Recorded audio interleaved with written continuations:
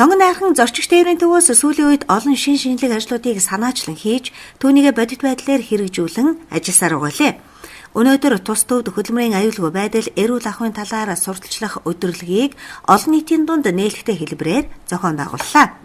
За өнөөдрийн ач холбогдол бол нийт аж ахуй нэгж болон ард иргэд зорчигчдын хөдөлмөр аюулгүй ажиллагааны зааварчилгаа болон хөдөлмөр аюулгүй ажиллагааг хангаж ажилуулах талаар бол аж ахуй нэгжүүдтэйгээ хамтраад манай Сонгон найрхан зорчигч тээврийн төв болон зохион байгуулж энэ өдрөлгийг явууллаа.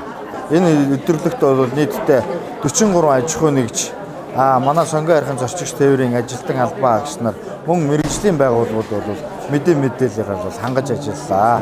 Тэгээд энэхүү арга хэмжээнд бол аж ахуй нэгжүүдийн өдөр тутмын үйл ажиллагаанд болон цаашдаа авч хэрэгжүүлэх арга хэмжээний талаар мэдээлэл өгж ингэж ажиллалаа. Уг өдрөлийн үеэр иргэдэд альва эрсдэл ослын үед эмнэлгийн анхан шатны тусламжийг хэрхэн үзүүлэх лекц болон сургалт, гэмтийн осол болон эрүүл мэндийн даатгалын ач холбогдлын талаар, хөдөлмөрийн аюулгүй байдал, эрүүл ахуйн тухай ойлголт, мэдээлэл, эрүүл зөв хооллол, галын хорыг хэрхэн хэрэглэх, хөгжлийн бэрхшээлтэй иргэдийн хөдөлмөрийн аюулгүй байдал, эрүүл ахуй, нийтийн тээврийн хэрэгслээр тэднийг хэрхэн тав тухтай зорчих боломжийг нээх гэх зэрэг олон үзүүлэх сургалтуудыг зохион байгууллаа. Хөдөлмөрийн аюулгүй байдал гэдэг маань ер нь бол одоо нэн жохол хүмүүсийн хамгийн гол хэрэгцээний асуудал болоод байгаа. Одоо амралт, зөв хоолт гэдэг чинь хүний чухал одоо амьд явах баталгаа шүү дээ. Ер нь бол тийм учраас одоо бүгд л эрүүл ахуй одоо хөдөлмөрийн аюулгүй байдлаа хангаж явах одоо хамгийн нэн төрөний шаардлагатай асуудал энэ бол. Мөн өдрөлийн үеэр нийтийн тээврийн хэрэгсэл болгонд байх ёстой иж бүрдэл, дагалдах хэрэгсэл, бэлэн байдалтай иргэд зорчигчдыг танилцуулах, тээвэрлэлтэнд гарч байгаа тээврийн хэрэгслийн жолооч зорчигч нарт аялын маршрут замнал, хөдөлмөрийн аюулгүй байдал, эрүүл ахуйн зааварчилгаач мөн танилцуулсан юм а.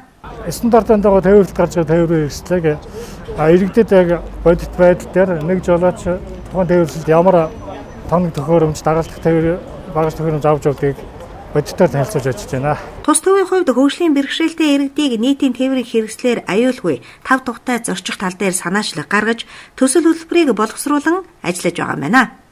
Цаашдаа бол энэ хөдөлмөрийн аюулгүй ажиллагааны талаар хөгжлийн бэрхшээлтэй иргэдийн суудал, мөн зорчих хэсэг, мөн ариун цэврийн өрөө, мөн энэ Сонгон найрхан зорчигч тээврийн төвүүдээр үйлчлэх нөхцөл бололцоог нь бол хангаж өгч юм ажиллах зорилт тавиад ажиллаж байна.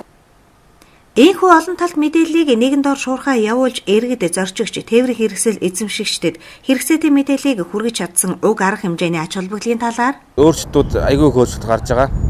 Бид нар одоо өдөр тутамд мэдээлэл одоо байнгын мэдээлэл авдаг болсон. Гарахаас өмнө эмчтэй үзүүлж, даралтаа үзүүлнэ. Одоо дотоодхон дааны зүйл хэрэгжилж байгаа нөгөө тэрийг шалгуулдаг болно. GPS-тэй болсон, цагт 70 км цаг урттай болсон. Ер нь аюулгүй ажиллагаа бол маш сайн өгдөг болсон. Сонгон найрхан зорчигч тээврийн төвөөс зохион байгуулсан хөдөлмөрийн аюулгүй байдал, эрүүл ахуйн талаар сурталчлах баримтат хөтөлбөр цаашдаа уламжлалт болгон зохион байгуулагдана.